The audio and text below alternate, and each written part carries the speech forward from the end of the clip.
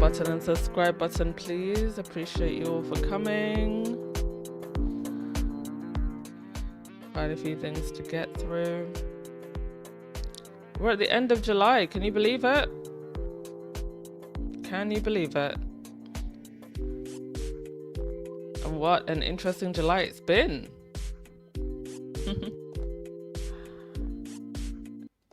Interesting, fun, annoying at times, but I think we're actually ending July on a very, very good note.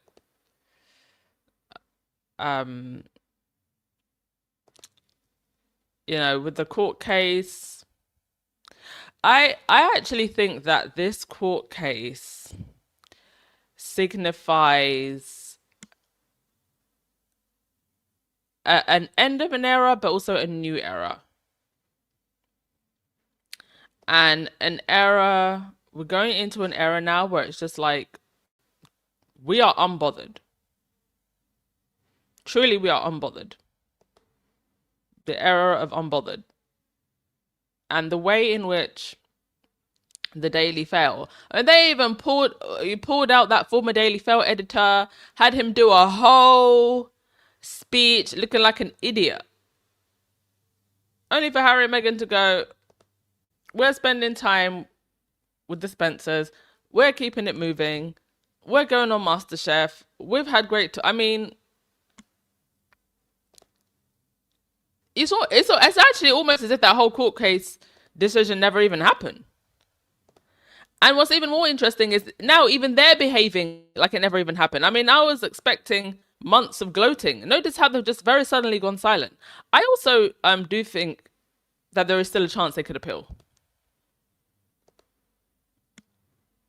But we just got a grandmaster lesson on our faves on how to keep it moving unbothered. Right. A couple of things that I want to get through before we get into the main stories. I do not know what is going on, but my channel is being attacked. I have received probably coming up to about 30 copyright strikes. I have to appeal every single one of these. Now, this is the second time that this has happened in like 4 or 5 years, but it has not happened this aggressively. And I looked up the people that are doing this, and they do it to other channels. And as a YouTuber, I really don't understand why you would go around attacking random channels. So I only have 2 explanations for this. Number one, there's just some weirdos that like attacking people's channels for no goddamn reason. And number 2, Baxo, get down, please. Sorry, my cat's really hyperactive this morning. Yeah, either they get off on, oh my goodness, what do you want? I tell you, having a cat's like having a toddler, because I don't know what he wants right now, but he really wants, I think he just wants my attention. Do you want to hop on the podcast, Baxo? Yeah, either they really just get off on just finding random channels to bully, or this is more targeted. I don't want to assume that it's targeted, but it's a similar pattern of what happened last time. Now, what they do and what I've learned now is what happened last time is they are copyright marking videos that contain music that is actually in a public domain. So there's 2 places that I used to get my music from. There's a public domain website and also a paid website called Epidemic Music.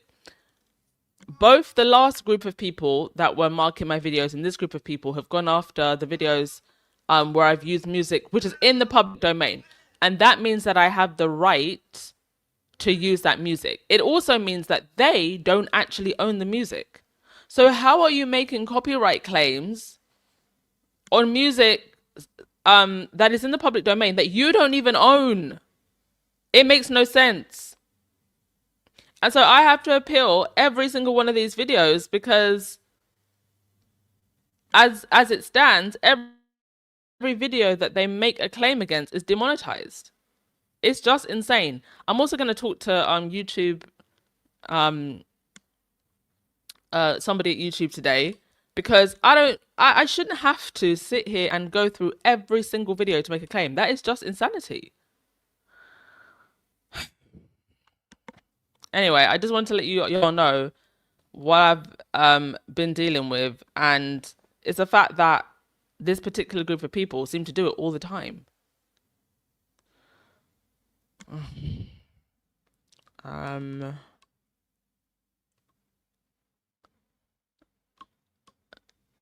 me a sec. What's this? Electrostorm said, I'm praying Harry doesn't fall for the latest trick about the palace. Stay with the Spencers. Oh yeah, I read something about Harry being offered to stay at the palace in September. But I'm not, maybe I'm missing something, but can y'all tell me why he's coming back in September? For what?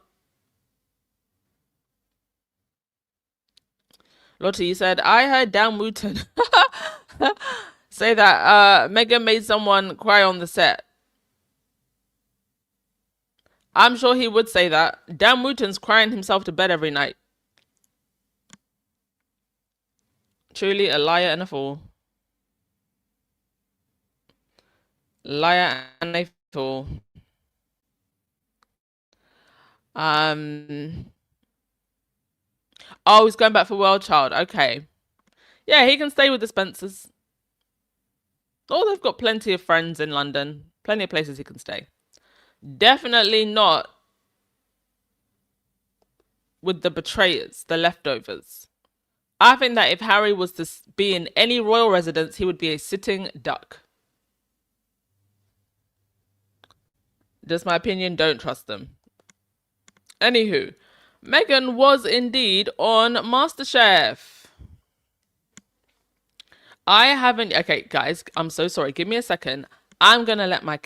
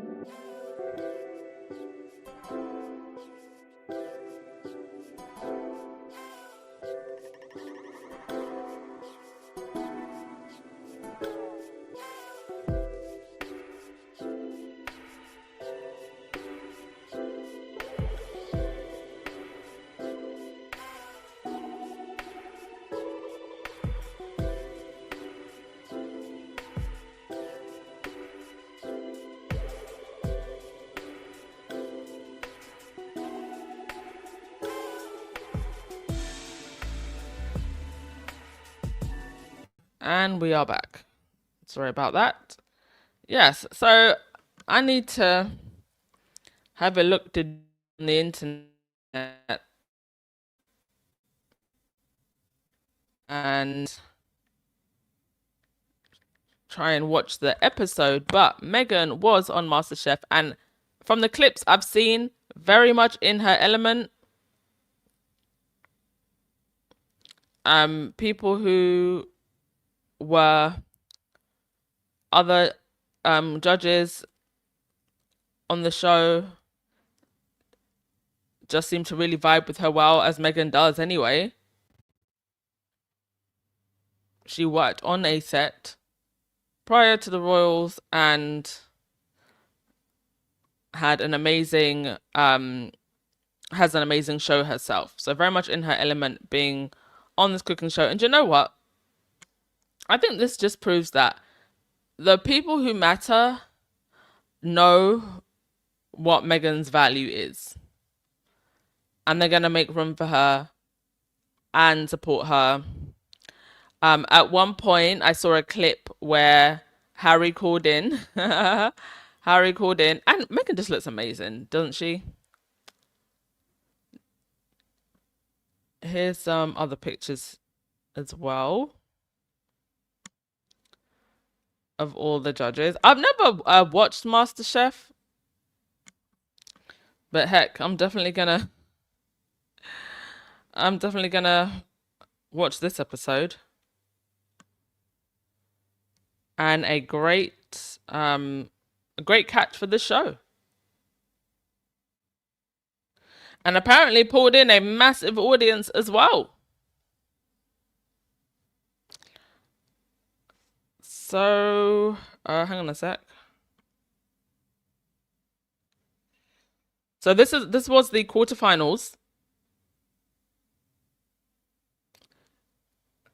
But obviously, given the advance knowledge about Meghan's appearance, that both of those things would have added to the viewing figures, and apparently 1.6 million people tuned in for the Sunday night appearance. And that's very good viewing numbers for a TV show. Remember, people really aren't watching TV these days. And this is the localized MasterChef franchise in Australia, airing only in Australia. This was not meant to be something for a global audience. So all those people that were screaming boycott, crazy work. That is crazy work. Does anybody threaten to boycott William? No. Threaten to boycott Kate's little piano thingy that she does, the carol concert thingy that she does? No. Mind you, it was one of the most poorly viewed television specials in the UK. So it's like nobody's even watching what the leftovers are doing, but you're screaming boycott Meghan.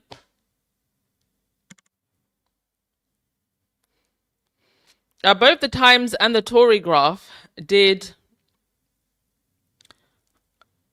summaries and reviews of Meghan's MasterChef appearance. And let me tell you, both bitter Betties. Both bitter Betties. One of the articles said something along the lines of, oh, Meghan's here to tell us mere mortals how we should be living. Do you know what? I feel like someone like Meghan should be telling y'all how to live. Because one thing I learned ever since Meghan's show aired and ever since As Ever came out, some of you people weren't even taught how to set a table by your mamas. Some of you weren't even taught how to do basic DIY decor. Even my mama used to tell me, my mother used to tell me, even the man who lives under a tree sweeps the space under his tree. That is his house. So he has to keep it clean. It's not about how much money you have, whether you live in a palace or under a tree. You make your home beautiful. So yeah, some of you people need someone like Meghan, some of these derangers and haters who weren't taught how to set a table and keep their place clean. They absolutely need to be told what to do, apparently. I mean, I'll never forget. I saw one lady, she was making Meghan's rainbow fruit salad.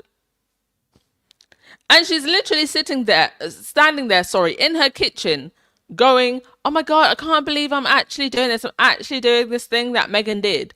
So it's like you are simultaneously hating on someone and doing the exact same thing that they were doing. You're copying them. This is just the wildest mindset ever. I don't understand it. It's like, I dislike a celebrity. Who am I not a huge fan of? I'm not a huge fan of the Kardashians. I dislike the Kardashians, but I'm going to buy their Skims and I'm going to buy their makeup line. Why would I do that? It's a very weird mindset. And to this day, all these years on this podcast, I still don't understand it. Anyway, sorry, I went off on a bit of a tangent. MasterChef show was a success. Well done to the producers. Great choice. And good on them for thinking fast. And, Meghan did this as part of her, the business side of her ventures in Australia. Fantastic. Anybody here a fan of MasterChef? Thank you so much, Julianne. I appreciate it. Yeah, I mean, the good thing is that these are very old videos. So the monetization isn't affecting me too bad. But it's still very annoying. And it's obvious, like, it started with 1 or 2 videos, and then next thing I know, I've got strikes on maybe 30, 40 of them. It's insane. Thank you so much, Kathy G. 52 months. Listen, 52 months. I'm gonna tell my kids about Kathy G. My kids will know about Kathy G. Back in the day, your mother used to do a podcast, and there was this Kathy G. I appreciate you so much, hun. Really and truly. Thank you so much for being here. Oh, Kevon Slims. Thank you also to you, Kevon Slims. Harry and Meghan are dominating the airways from something that was recorded in April. Exactly. Exactly. You don't like me, but you wish you was me. Also, it was the highest rated in 3 years. Amazing. All right, let me get through comments before we move on. I believe that William and Kate are losing their minds over Meghan's show. I'm sure they are. Also, Harry popped in to do some good work. He was interviewed for this mental health initiative. KCLU News talked to Prince Harry at an event for people providing mental wellness support for the first responders in Santa Barbara County. He was one of the presenters at the peer support training event. And they have been... Harry and Meghan have been supporting the Santa Barbara first responders pretty much since they moved to Montecito. They go to that concert fundraiser every single year. That's also supported by other people like Kevin Costner. So you know, it's a cause that they're very close to. Now, the next thing that I wanted to talk about was Charles's secretary, private secretary, Clive Alderton. So this is the one that Harry called. Which one was he? Was he the fly, the wasp, the scorpion, the snake? He was the wasp. Now the fly, I believe was that Simon Case? And then the bee was, who was the bee? Oh, my memory defeats me. But yeah, the bee gone, the fly gone. Now the wasp gone. Now, mind you, people like Clive Alderton, who have been part of these circles for a while, and I bet if I did some research on Clive Alderton, he's probably an aristo light. I call them aristo light. Not a royal himself, but part of these circles, right?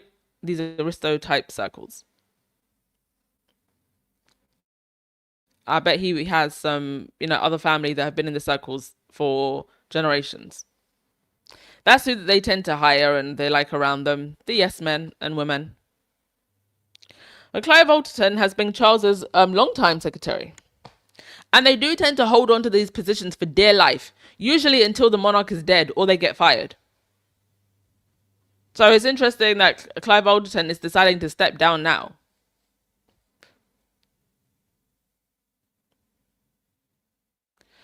And Alderton was Charles's private secretary and lead courtier even before Charles was king.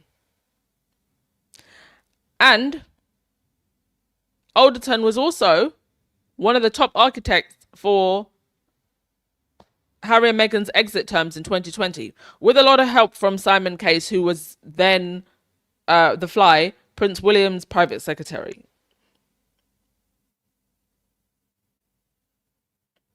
Even before Spare came out, a lot of royal reporters would talk about Alderton's power, especially when it came to gatekeeping Charles from both of his sons.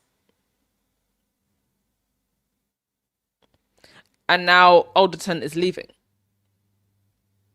Be interested to know who he replaces him with. Don't be surprised if you know that former editor that was having a whole tantrum, a whole mantrum, a hysterical mantrum after Harry lost the case. Don't be surprised if Charles hires someone like him. I wouldn't be surprised. Alderton has been there for 20 years, including 11 as principal private secretary. He's stepping down in March. He has a package of around 300,000 a year. 300,000 a year. He also helps with Charles' speeches.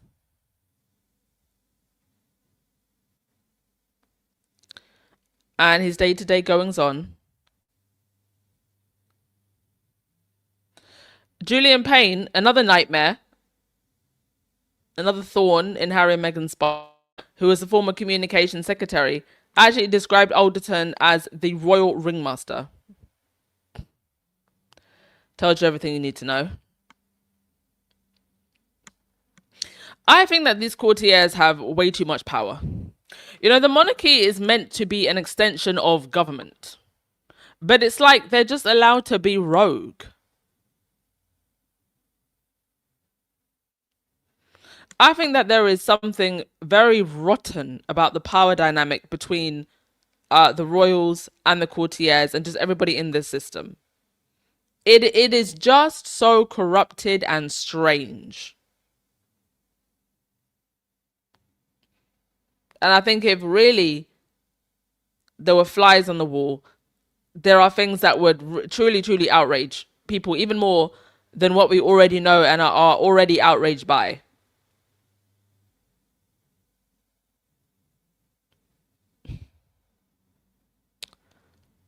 Let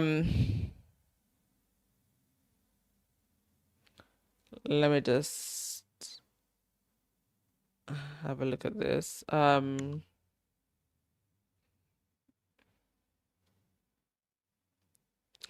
So, you know, people were talking about, I think actually, probably one of the few truthful things that ever came out of her mouth. Even Tina Brown was saying he might step down. Even Tom Sykes was saying he might step down.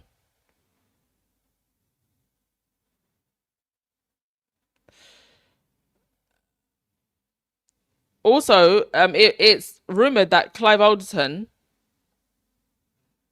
is one of the ringmaster, as some may call him, is a huge wall between Harry and Charles, and sees a close relationship between Harry and Charles as a threat to monarchy, which is insane because it's actually the complete opposite. The threat is William briefing like his father's about to die.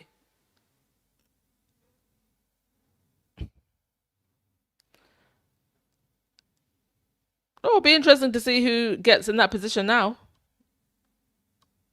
Especially that the monarchy is in a very delicate position. Protesters everywhere. The polling showing unfavors, that they're unfavored, especially by the youth. So whoever comes in now is going to have to, I don't know what they're going to do to turn things around. I don't personally think it's possible to turn things around where we are now.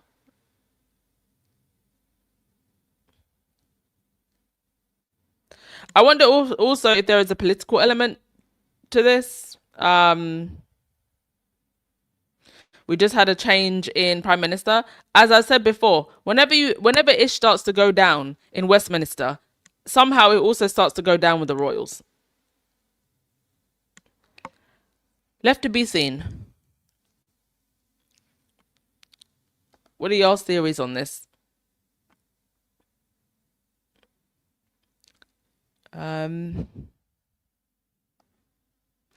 The Ross doesn't leave until next spring. His successor will be the same. Very likely.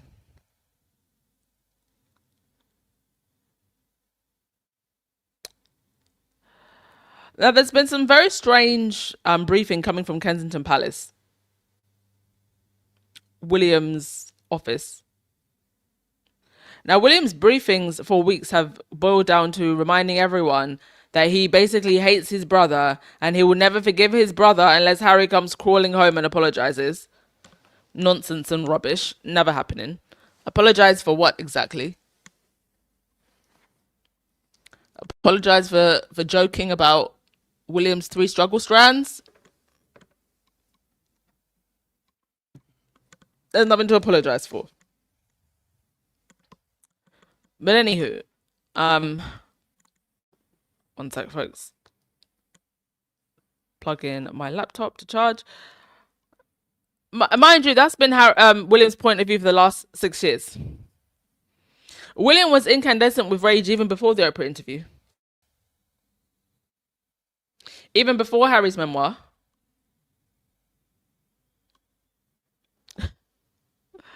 Sean Jones, William's bestie, I'm going to say, to avoid the lawyers, will ascend to the new position.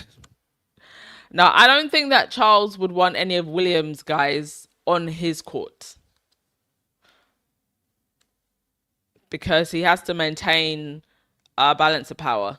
So if you were to have Jason North or Christian Jones as part of the King's Court, they'll just be feeding William information. Anyway, William's rage, first and foremost, was planted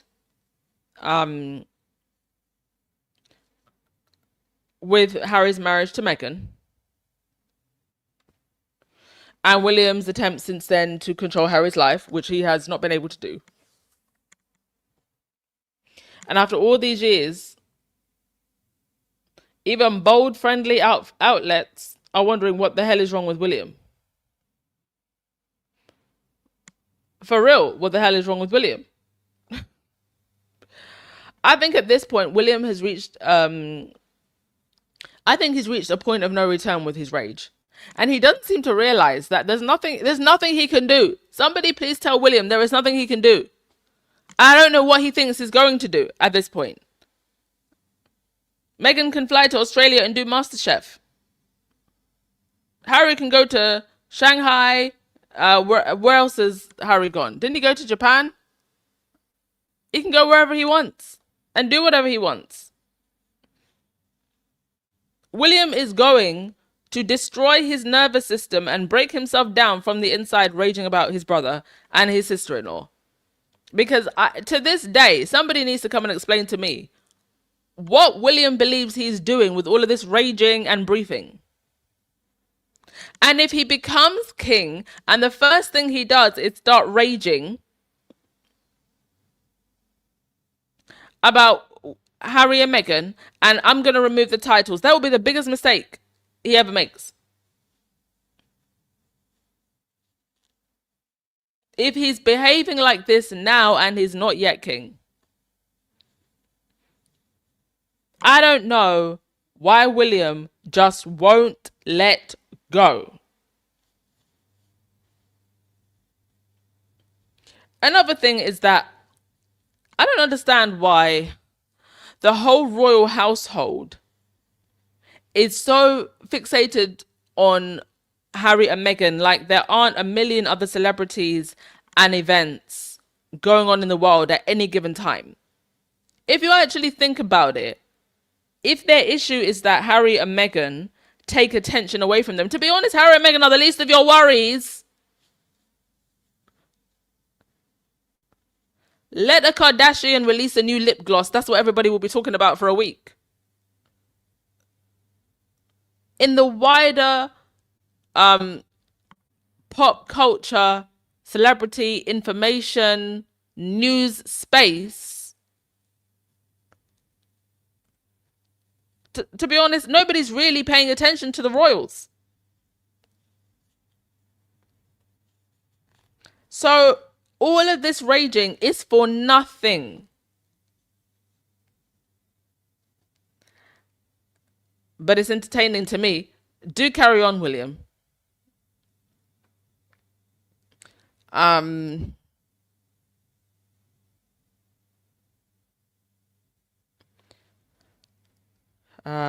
Okay.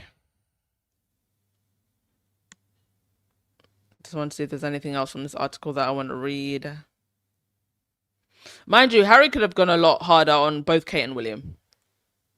Meghan could have gone a lot harder on them as well. Instead of acknowledging that, William's anger and rage has just festered for years. Unchecked and unexamined, by the way. Because I don't think there's anyone who's telling him anything that William wants to hear. Or sorry, that William should hear. They're only telling him what he wants to hear. And this past month just reminded everyone of William's immaturity, cowardice, and rage. Honey, it ain't breaking news. It's been like this for the longest time. The longest time. I also think that the closeness to the Spencers has them shook. Mind you, Kate and William live in the UK with their children. How often in the last decade do you think that Kate and William have taken their children to go and meet the Spencers? How often? I don't believe, really, that I've heard that they go and hang out with the Spencers. I feel like if they had, we'd hear about it.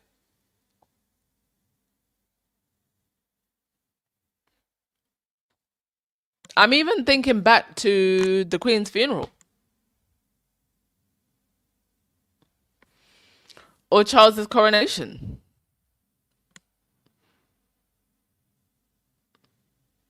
But I mean, for Charles' coronation, I guess the Spencers wouldn't have been too involved, wouldn't have wanted to be too involved. But I'm just thinking, like, for like royal family stuff, wouldn't you at least want the kids to be more involved with that side of the family? At least the kids.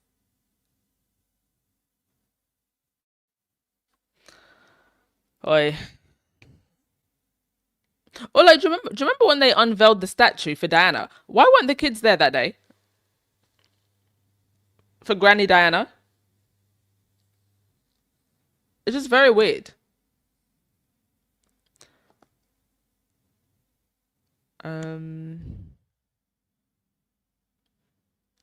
There was also this lie that's been going around about Meghan posting from the private island where Diana's resting place is. Now, this place was actually renovated recently, and you can see pictures of it online. You can also see the pictures on the Spencer Estate grounds where you saw the kids. You can find pictures of that place online. It's nowhere near Diana's grave, which is on a private island. You have to get on a boat.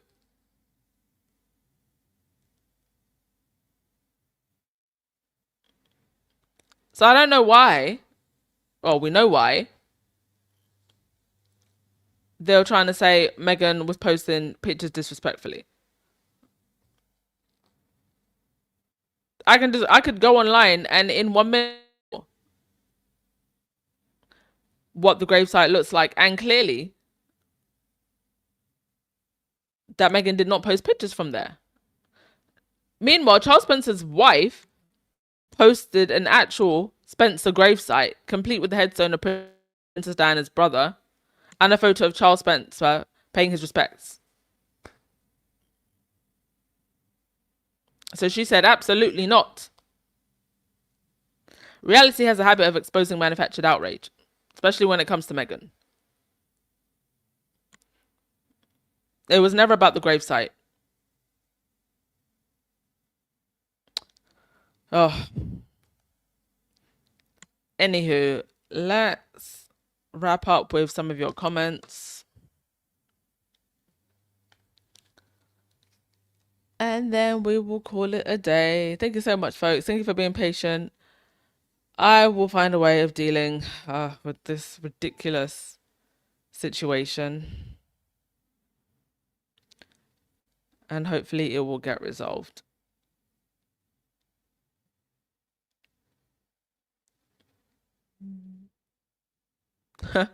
Marilyn, Harry is a Spencer and William is a Windsor.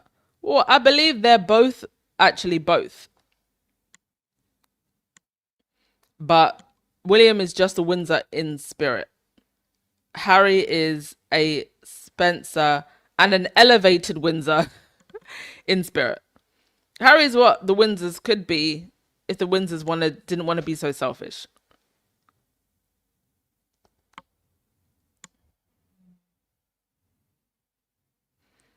Yeah, I believe Spencer's wife was trolling them. Like, excuse me? Legs, hey, you said, what is William and Kate's long game? They are endlessly copying the Sussexes, yet it is very apparent that they are. Granted, the UK media won't say a word about it. It comes off as pathetic. Revisionist history, maybe. I don't know if they actually have a long game at this point.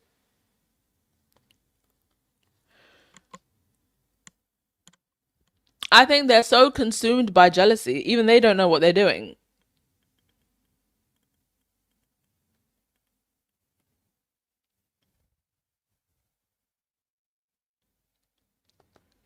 Mina, you said William and Kate didn't invite the Spencers to the kids' christening. Really? I mean, given that William called his mother paranoid, I get the feeling he doesn't really want to be close to the Spencers, which is a shame because when it comes to the Middletons all had a collective plan to get into the monarchy via having Kate marry William. And I feel like he'd actually get some love from the Spencer side. But he's the future king, and the institution needs him to behave the way a cold king behaves.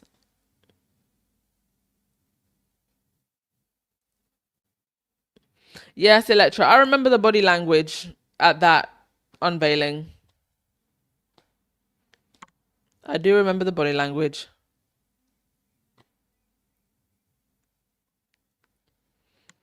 Yeah, they live in the UK. Why don't they spend more time at the Spencer estate?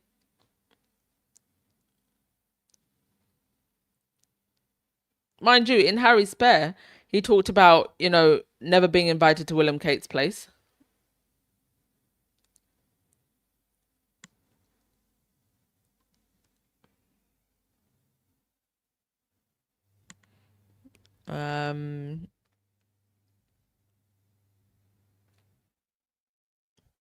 Okay. I'm going to wrap things up there. Thank you so much as always, folks. Appreciate y'all so much. And yeah, I'll update you with the goings on of my channel being attacked. We'll see how this plays out. All right. I'll see you in the next one. Ciao.